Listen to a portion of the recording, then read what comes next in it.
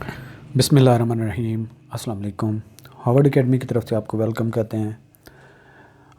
इस ट्यूटोरियल और सेशन का मकसद कुछ गाइडलाइन प्रोवाइड करना था और कुछ कॉमन क्वेश्चंस जो एफपीएससी के आने वाले एग्ज़ाम के मुतालिक जो पहली दफ़ा अपीयर होने वाले एस्पिरेंट्स हैं उनकी कुछ कन्फ्यूजन्स हैं, उनके कुछ माइंड में क्वेश्चंस हैं। कुछ लोगों ने क्वेश्चंस पूछे हैं, कुछ वो पूछ नहीं सके और मैं उनका ख़ुद आंसर करूंगा। और इन क्वेश्चन से आप अपने प्लान सेट कर सकते हैं आने वाले एग्ज़ाम के लिए। उसमें डेफ़िनेटली आपके पास अभी तो इतना टाइम है कि अगर किसी ने अभी तक तैयारी स्टार्ट ही नहीं की तो वो अब भी तैयारी करके अपना टाइम स्केड्यूल इस तरीके से प्लान कर सकता है कि वो तैयारी कर सकता है। डेफ़िनेटली 2 मंथ आपके पास पड़े हुए हैं, तो इतनी चीज़ें मुश्किल नहीं होती। आप प्रोफेशनल लेवल पे ही होंगे डेफ़िनेटली अगर आप हमारी इस वीडियो को व्यू कर रहे हैं, तो इट्स मीन कि आप प्रोफेशनल हैं, ग्रेजुएशन से ऊपर की ही क्वालिफ़िकेशन आपकी होगी। तो आपने सिर्फ माइंड के ऊपर प्रेशर अगर हटा लें तो चीज़ें आसान हो जाती हैं। तो जिन्होंने बहुत अच्छी तैयारी की है उनके लिए भी ये ट्यूटोरियल इक्वली बेनिफिशियल है, और जिन्होंने अभी तक तैयारी स्टार्ट ही नहीं की उनके लिए भी ये इक्वली बेनिफिशियल है, फ़ायदा हो सकता है। तो जिन लोगों ने तैयारी पहले से कर रखी है वो अपने तो एक अपने माइंड के अंदर ये जो गलतफ़हमी है कि हमने तैयारी कर ली है तो बस काफ़ी है, उसको दूर कर दें। तो ये सेशन हमारा जो है इसमें कौन कौन से क्वेश्चंस को हम एड्रेस करने जा रहे हैं।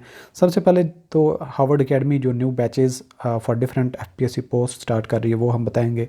इसके बाद हम मॉक टेस्ट प्लान कर रहे हैं कि जिन्होंने अब तक तैयारी कर ली है उनको 1 मंथ मज़ीद हम दे रहे हैं कि वो मज़ीद तैयारी करें, और अगस्त की फर्स्ट से उम्मीद है कि हम मॉक टेस्ट स्टार्ट करेंगे। उसमें जो जो एस्पिरेंट्स विलिंग होंगे वो अभी से भी अपना प्लान हमें शेयर कर सकते हैं कि वो ज्वाइन करना चाहते हैं, तो हम उनको डेफिनेटली उस हिसाब से कोई course, let's suppose custom inspector है, उसकी सीटें तो कम थी लेकिन एस्पिरेंट्स बहुत ज़्यादा हैं, तो हमारे पास अगर रिक्वायर्ड नंबर ऑफ़ एस्पिरेंट्स 10-15 होंगे कम अज़ कम तो उसका हम मॉक टेस्ट प्लान कर लेंगे, अदरवाइज़ हम उसको स्किप कर देंगे। तो उस पे बात करेंगे। इसके अलावा रोल नंबर स्लिप्स पे को लोग कंफ्यूज हैं कि 28 अगस्त से पेपर हैं या फिर पेपर हो चुके हुए हैं, तो आपको बताते चलें कि तकरीबन पिछले 2020 जून जुलाई से लेके अब तक जितनी पोस्ट पड़ी हुई हैं उनके टेस्ट पेंडिंग हैं, जो कि 28 अगस्त से सब के सब अब तक जितनी जॉब्स एडवर्टाइज एफपीएससी कर चुका है उनकी होंगी। रोल नंबर स्लिप के बारे में क्वेश्चन होगा, उसको बताएंगे। टेस्ट पैटर्न क्या होता है, एफपीएससी का तरीक़ाकार क्या होता है, कैसे टेस्ट लिया जाता है, टाइम अलाउड फॉर टेस्ट कितना होता है, मेरिट बेसिस किस तरीके से शॉर्ट लिस्टिंग वगैरह होती है, वो भी बात बताएंगे। नेगेटिव मार्किंग के बारे में क्वेश्चन माइंड में होता है वो भी बता देंगे। जनरल गाइडलाइन कैसे आपको चलना चाहिए और रिमेनिंग टाइम आप कैसे यूटिलाइज़ कर सकते हैं। इसके अलावा सीनियर ऑडिटर के इंटरव्यू के जो प्लान आ रहे हैं उसके कॉल लेटर की क्या तरतीब होगी, कैसे हमें पता चलेगा कि हमारा इंटरव्यू कब है, इस पर हम बात करेंगे। इसके अलावा एफपीएससी के जो पैटर्न प्लान, जो पेपर पैटर्न है उस पर भी हम बात करेंगे, कैसे पेपर उनका सेट किया जाता है, उसकी तरतीब क्या होती है। सबसे पहले तो हम बात करते हैं कि हार्वर्ड एकेडमी न्यू बैचेस जो स्टार्ट कर रही है वो आप तकरीबन अभी से स्टार्ट हो चुके हुए हैं। तो आप उसमें अगर अभी तक आप डिले में हैं, अभी तक आपके पास फुर्सत नहीं है, तो अभी भी आप ज्वाइन कर सकते हैं। तो इसमें मज़ीद परेशान होने वाली बात नहीं है कि आपके लेक्चर्स कंप्लीट आपको एक्सेसिबल होंगे जो पहले भी हो चुके होंगे। तो सीनियर ऑडिटर के स्क्रीनिंग टेस्ट और इंटरव्यू के भी बैचेस स्टार्ट हैं, आप उसमें ज्वाइन कर सकते हैं। एफआईए की जो आने वाली पोस्ट अभी 2-2.5 महीने लग जाएंगे, लेकिन इसके बावजूद हमने एडवांस में सेशन इसलिए स्टार्ट किया है कि एस्पिरेंट्स को अच्छी तैयारी का मौका मिल जाए। AD, inspector, sub inspector, constable और असिस्टेंट की जॉब्स।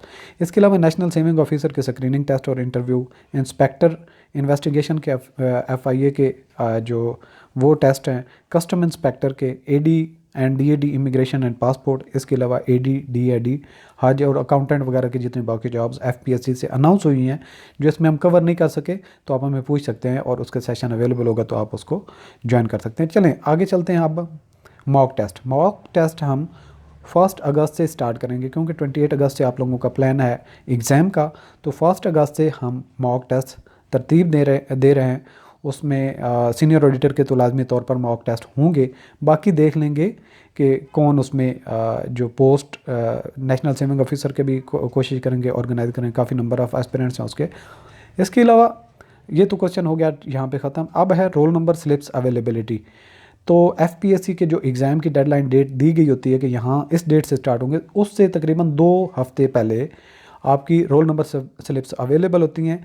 तो आपको ट्रेजरी फॉर्म अवेलेबल करने हैं, जिस पे आपने फ़ी जमा करवाई थी वो आपको लाजमी लेके जानी होगी, उसको संभाल के रखें। तो जो रोल नंबर स्लिप्स हैं, आपकी डेट शीट का जो स्केड्यूल होगा वो आपका अवेलेबल हो जाएगा तकरीबन 15 अगस्त के राउंड अबाउट में, ठीक है जी। और टेस्ट का पैटर्न क्या होता है कि सबसे पहले तो जो टेस्ट होता है स्क्रीनिंग टेस्ट होता है, और उसके बाद अगर कोई ऐसी जॉब जैसे कस्टम इंस्पेक्टर है, नैब है और एफआईए की जो जॉब्स होती हैं उसमें ज़्यादातर चांसेस होते हैं कि डिस्क्रिप्टिव टेस्ट भी हो, जिसमें रिटन स्किल होना लाजमी है, तो उसका डिस्क्रिप्टिव टेस्ट भी लिया जाता है। लेकिन स्क्रीनिंग टेस्ट की शॉर्ट लिस्टिंग के बाद अगर स्क्रीनिंग टेस्ट में बहुत ज़्यादा तादाद हो तो फिर परसेंटेज बढ़ा लेते हैं। तो तकरीबन 1 पोस्ट के अगेंस्ट तकरीबन 10 लोगों को स्क्रीनिंग टेस्ट के तक क्वालिफाई करवाते हैं और उसके बाद फिर शॉर्ट लिस्टिंग उनकी ज़्यादा करते हैं। तो टेस्ट पैटर्न ये होता है, सबसे पहले तो आप फोकस रखें स्क्रीनिंग टेस्ट पे। स्क्रीनिंग टेस्ट आप अच्छा करेंगे तो आप डिस्क्रिप्टिव टेस्ट की तरफ जाएंगे। और कुछ पोस्ट ऐसी होती है जैसे कि सीनियर ऑडिटर हैं या फिर इस तरह की जो जॉब्स हैं उनका सिर्फ स्क्रीनिंग टेस्ट होता है और उसी की बेस पे आगे चल के आपका जो इंटरव्यू के लिए कॉल किया जाता है। अच्छा, इसके लिए आगे आपका है टाइम अलाउड। तकरीबन आपका 1 घंटा 30 मिनट होते हैं एफपीएससी की तरफ से। टाइम अलाउड जो होता है 1.5 घंटा तकरीबन, और नॉर्मली 1.5 घंटा या 100 मिनट भी सम टाइम होता है। तो इन दोनों के दरमियान में होता है तकरीबन 100 मिनट या 1.5 घंटा, यानी कि 90 to 100 मिनट्स होते हैं और 100 क्वेश्चन आपके होते हैं। मेरिट की बेसिस किस पे होती है? आप लोगों में से कई सारे कंफ्यूज होते हैं कि हम इतने हाईली क्वालिफाइड हैं, हाईली एजुकेटेड हैं, हम ग्रेजुएशन लेवल की जॉब पे अप्लाई करें तो हमारे डिग्रीज़ के नंबर कैलकुलेट होके तो हम शॉर्ट लिस्टिंग में आ जाएंगे। ऐसा हरगिज़ नहीं होता। एफपीएससी आपके डिग्री के मार्क्स नहीं देखता, आपके स्क्रीनिंग टेस्ट की बेसिस पे शॉर्ट लिस्टिंग करता है। तो ये माइंड में आप क्लियर कर लें। तो जितने आपके स्क्रीनिंग टेस्ट में अच्छे मार्क्स होंगे उतने ही चांसेस आपके आगे फर्दर सिलेक्शन में होते हैं, और उसी के बेस पे आपके इंटरव्यू के भी मोस्ट प्रोबेबली नंबर लगते हैं। लेकिन अगर आप इंटरव्यू में बहुत अच्छा परफॉर्म कर जाएँ तो ज़्यादा नंबर भी लग सकते हैं, और अगर बुरा परफॉर्म करें तो नंबर डाउन भी जा सकते हैं। तो मेन की जो होती हैं चीज़ें वो स्क्रीनिंग टेस्ट होता है, और इंटरव्यू उससे भी इंपॉर्टेंट हो जाता है क्योंकि 200 मार्क्स का इंटरव्यू होता है। तो इंटरव्यू के एरिया को कभी भी नहीं छोड़ें, यानी कि अनअटेंडेड ना छोड़ें, वरना तो छोड़ने से मतलब ये है कि आप इंटरव्यू में अपीयर नहीं होते तो डेफिनेटली आप फेल होंगे। नेगेटिव मार्किंग एफपीएससी के एग्ज़ाम में नहीं होती। जनरल गाइडलाइन ये है कि आप लोगों ने अपने माइंड को तैयार करें, अपनी प्रैक्टिस करें, अच्छे से अच्छे तरीके से अपनी चीज़ों को कंसेप्चुअली ग्रिप करें। एफपीएससी का जो टेस्ट होता है वो कंसेप्चुअली होता है। देखने में वो बहुत मुश्किल भी कुछ लोगों को लग रहा होता है, लेकिन कुछ लोगों को बहुत आसान लग रहा होता है। लेकिन होता क्या है कि मेरिट में आप फॉल नहीं करते जब आप कंसेप्चुअली ग्रिप नहीं करते, क्योंकि वो एरिया जो क्वेश्चंस कंसेप्चुअली होते हैं वो सही अटैम्प्ट कर लेते हैं, वो दूसरों से एक्सेल कर जाते हैं। अच्छा, इसके बाद है कि रिमेनिंग टाइम आप कैसे यूटिलाइज़ कर सकते हैं। तो डेफिनेटली मेहनत का कोई नेमल बदल नहीं। ज़िंदगी में कभी भी कुछ हासिल करना चाहते हैं तो डेडिकेशन से मेहनत करें, अपनी फोकस रहें अपने सिलेबस की तरफ। जो एफपीएससी ने आपकी पोस्ट के मुतालिक सिलेबस अनाउंस किया हुआ है, जब आप उसको फोकस करेंगे, उसमें आप कंसेप्ट क्लियर करेंगे, तो डेफिनेटली फिर आप पेपर के दिन अच्छा परफॉर्म करें। अगर नर्व सिस्टम कंट्रोल रखें, सम टाइम ऐसा भी होता है कि क्वेश्चन आप कोई पढ़ रहे होते हैं और आंसर टिक करना है तो वहाँ पे गलती कर जाते हैं, तो एक दफ़ा तरतीब गई सो सारा पेपर ही गया। तो बड़े कॉन्शियस तरीके से, बड़े एहतियाती तरीके से आपने पेपर को अटैम्प्ट करना होता है। अच्छा, इसके बाद आ जाता है सीनियर ऑडिटर के इंटरव्यू की जो तरतीब है वो कैसे बुलाते हैं। तो ये आपके जो रोल नंबर्स होते हैं उसके हिसाब से जो आपने सेंटर सेलेक्ट किया हो। लेट्स सपोज एक रोल नंबर है, उसने इस्लामाबाद सेंटर सेलेक्ट किया, रोल नंबर 10 है वो लाहौर का है। अब जब इस्लामाबाद का होगा तो फर्स्ट, उसके बाद लेट्स सपोज 20 अगला आ रहा है, तो 10 जो है वो लाहौर वाला है, तो लाहौर का शेड्यूल पहले आता है, तो लाहौर में उसका पहले इंटरव्यू हो जाएगा। तो सेंटर वाइज और रोल नंबर वाइज जो सेंटर आपने रखा है उस सेंटर को सिलेक्ट करने वाले लोगों में से जो रोल नंबर पहले होंगे उनको पहले बुलाया जाएगा। और एफपीएससी आपको कॉल लेटर भी भेजेगा इंटरव्यू के लिए, आपको एसएमएस भी भेजेगा, और सम टाइम एफपीएससी आपको कॉल करके भी इंटीमेट करता है कि आपका फ़लाँ डेट को इंटरव्यू है फ़लाँ जगह पे, तो आपने वहाँ पे अपीयर होना है। तो रिमेनिंग जो डॉक्यूमेंट्स आपके लोगों के जो पंजाब ओपन मेरिट के लिस्टें लगी थी उसमें जिन लोगों के डॉक्यूमेंट डेफिशिएंट हैं वो अपने डॉक्यूमेंट्स अवेलेबल कर लें, और उनको जब इंटरव्यू के लिए जाएं तो साथ लेके जाएं।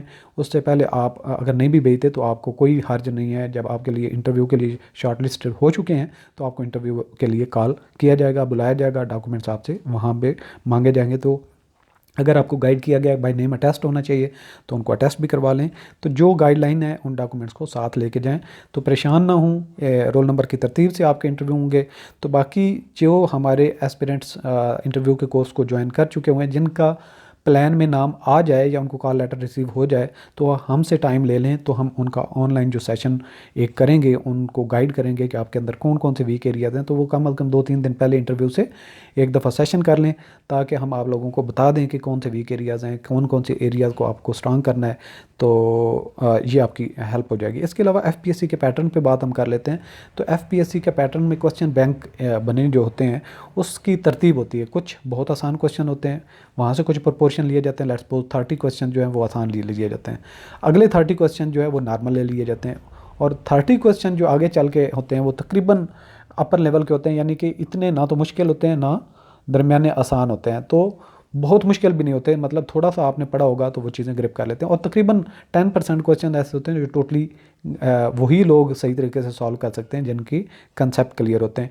तो जब भी क्वेश्चन रोटेट होते हैं तो सम टाइम कोई बैड लक हो तो हर क्वेश्चन में से कुछ ऐसे टिपिकल आ जाएं। तो जैसा कि 2019 में एक सीनियर ऑडिटर का पेपर आया था, मुश्किल पेपर आया था, तो उसमें ऐसा हो सकता है। अदरवाइज़ आपके जो पेपर का पैटर्न ये होता है आसान, फिर दरमियाने, फिर उससे थोड़े से मुश्किल, फिर टॉप पे जो कुछ होते हैं 10 एक क्वेश्चन होते हैं, 10-15 क्वेश्चन वो मुश्किल होते हैं। तो आप लोगों ने ये देखनी है तरतीब कि आसान भी सारे कर लेते हैं, इंटरमीडिएट भी सब कर लेते हैं। जब ये इतने लोग कर लेते हैं बगैर पढ़े, वो कहते हैं हमें पढ़ने का क्या फ़ायदा, हालांकि वो मैटर वो कर रहे होते हैं क्वेश्चन जो आप लोग अटैम्प्ट नहीं कर पाते। तो कभी भी वीक एरिया ना छोड़ें, कोई भी जितने आपके एरियाज़ हैं उनको स्ट्रॉन्ग करने की कोशिश करें। तो ये थे कॉमन क्वेश्चन जो नॉर्मली एक जो एग्ज़ाम आने से पहले एक एस्पिरेंट को माइंड में होने चाहिए या वो पूछ सकता है। तो ये हमने आपको गाइडलाइन प्रोवाइड करने की कोशिश की ताकि हमारे एस्पिरेंट्स जो है वो किसी भी लिहाज से कोई परेशानी उनको फेस ना करनी पड़े। तो आप जो ऑनलाइन बैच ज्वाइन करने वाले हैं, जिन्होंने अभी तक हमारी क्लासेस ज्वाइन नहीं की, तो कंसेप्चुअली लेक्चर्स हम प्रिपेयर करके डिलीवर करते हैं, जिससे आपका सारा सिलेबस एक तरतीब से कवर हो जाता है। तो आप हमारे सेशन को अगर ऑनलाइन ज्वाइन करना चाहते हैं तो www.howardacademy.com विज़िट कर सकते हैं। इसके अलावा व्हाट्सएप पे भी हमें कांटेक्ट कर सकते हैं। मज़ीद आपको हेल्प को चाहिए हो तो क्वेश्चन यहाँ पे ड्रॉप कर सकते हैं, लेकिन लॉजिकल क्वेश्चन हो जिसका यहाँ पे आंसर नहीं दिया गया वही क्वेश्चन करें। इररेलेवेंट क्वेश्चन से फिर बहुत मुश्किल होता है, क्योंकि बहुत सारे नंबर ऑफ़ एस्पिरेंट्स होते हैं जो क्वेश्चन कर रहे होते हैं। तो एक इंसान की एक लिमिट होती है जिससे फिर वो उसने आंसर करना होता है डेफिनेटली। तो फिर एक वाइज क्वेश्चन आपकी अक्लमंदी को शो करता होता है। तो एक अच्छा क्वेश्चन करना भी एक जो होता है वो एक बंदे की स्ट्रेंथ होती है। तो कभी भी ऐसा क्वेश्चन ना करें कि जी जिसका आंसर आपके पास ऑलरेडी अवेलेबल हो। Thanks for watching. अल्लाह हाफिज़।